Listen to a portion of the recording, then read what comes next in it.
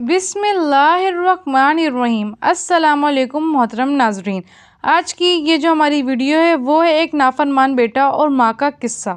واقعے کی شروعات یہاں سے ہوتی ہے کہ عامر کی عمر 18 سال تھی اور وہ اپنے والدین کا اکلوتا بیٹا تھا، جس کی وجہ سے اس نے والدین کی طرف سے بھرپور پیار اور توجہ پائی تھی۔ اس کے والدین اس کی ہر خواہش کو پورا کرتے تھے اور اس کا پورا خیال رکھتے تھے، لیکن وقت گزرنے کے ساتھ ساتھ اس میں خود سری کا عنصر غالب آتا رہا، جس کی وجہ سے اس کے والدین بہت پریشان ہو گئے تھے۔ وجہ اس کے کہ عامر اپنے والدین کا شکر گزار ہوتا۔ اس نے یہ سمجھ لیا تھا کہ ہر جائز اور ناجائز خواہش کرنا اس کا حق ہے اور اس خواہش کو پورا کرنا اس کے والدین کا فرض ہے۔ اس نے منفی سوچ کی وجہ سے اب وہ اپنے والدین کو بے انتہا تنگ کرتا تھا اور بات بات پر ان سے جھگڑا کرتا، اور جب تک اس کی خواہش پوری نہ کی جاتی وہ اپنی ضد پر اڑا رہتا۔ اس کے علاوہ وہ اپنے والدین سے بد اخلاقی سے بھی پیش آتا۔ آج بھی کالج سے عامر واپس آیا تو امی نے ہمیشہ کی طرح مسکرا کر اس کا استقبال کیا۔ آ گیا میرا بیٹا، چلو ہاتھ منہ دھو لو اور کپڑے بدل لو، میں کھانا لگاتی ہوں۔ امی مجھے سخت بھوک لگی ہے، میرے پاس ہاتھ منہ دھونے کا وقت نہیں ہے، جلدی سے کھانا دے، میری جان نکل رہی ہے، عامر نے تقریباً چیختے ہوئے کہا۔ بیٹا یہ کیا طریقہ ہے بات کرنے کا، تم باہر سے آ رہے ہو، ہاتھ منہ دھو کر تازہ دم ہو جاؤ اور کپڑے بدل کر آ جاؤ، میں کھانا لگاتی ہوں، اپنی زندگی میں سلیقہ پیدا کرنا سیکھو، امی نے سمجھاتے ہوئے اس کو تلقین کی۔ بس اب آپ کا لیکچر شروع ہو گیا۔ عامر پاؤں پٹکتا ہوا اندر چلا گیا۔ کھانے کی میز پر عامر آگ بگولا ہو گیا۔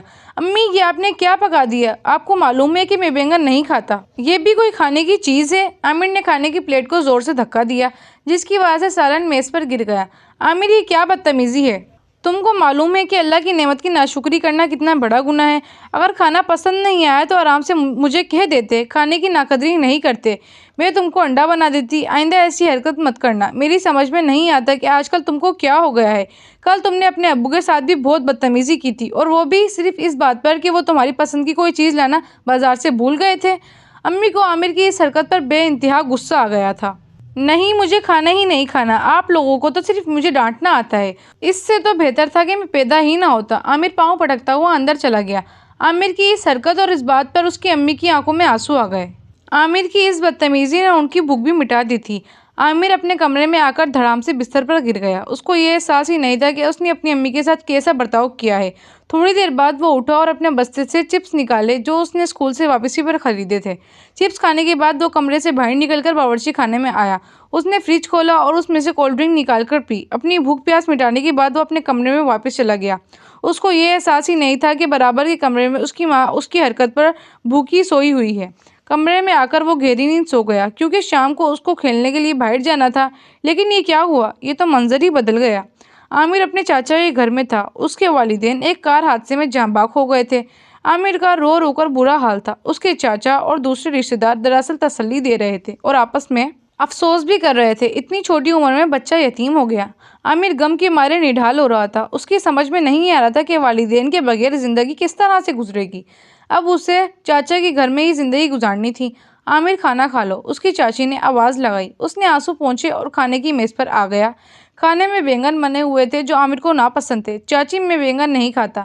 عامر کے بینگن کھانے سے انکار پر اس کی چاچی کا پارا ہائی ہو گیا۔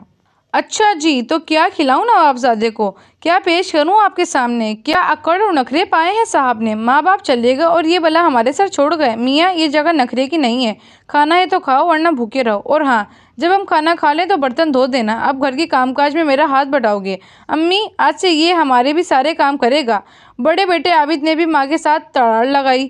ہاں ہاں کیوں نہیں، عامر آج سے تم لوگوں کے بھی سارے کام کرے گا۔